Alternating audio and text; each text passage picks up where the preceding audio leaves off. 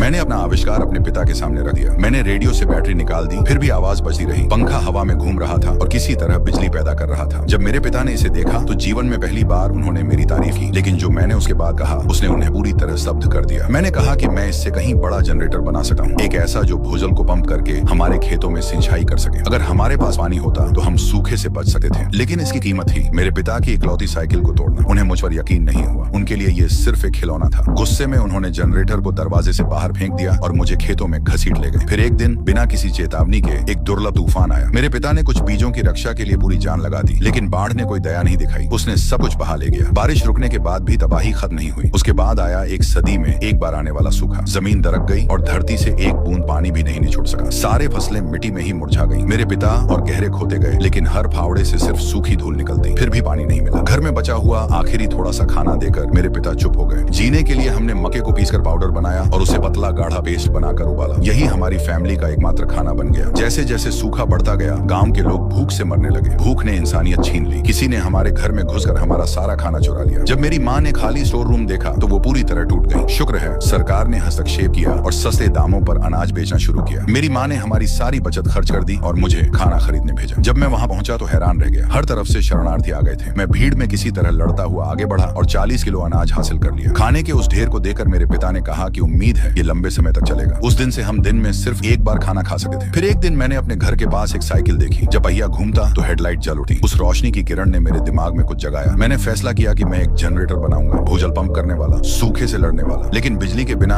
ये नामुमकिन लग रहा था। उस दोपहर फिजिक्स की क्लास में मैंने टीचर की हर बात को आखिरी उम्मीद की तरह पकड़ लिया, लेकिन घंटी बजने से पहले ही मुझे स्कूल से निकाल दिया गया। सिर्फ एक ही वजह थी, मेरे पिता ट्यूशन नहीं दे पा रहे थे। पूरे गांव में सूखे की मार थी। हर पैसा खाने पर खर्च हो रहा था। पढ़ाई बेमानी हो गई थी, लेकिन मैंने हार नहीं मानी, क्योंकि यही एकमात्र रास्ता था मेरे और मेरे परिवार के जीवित रहने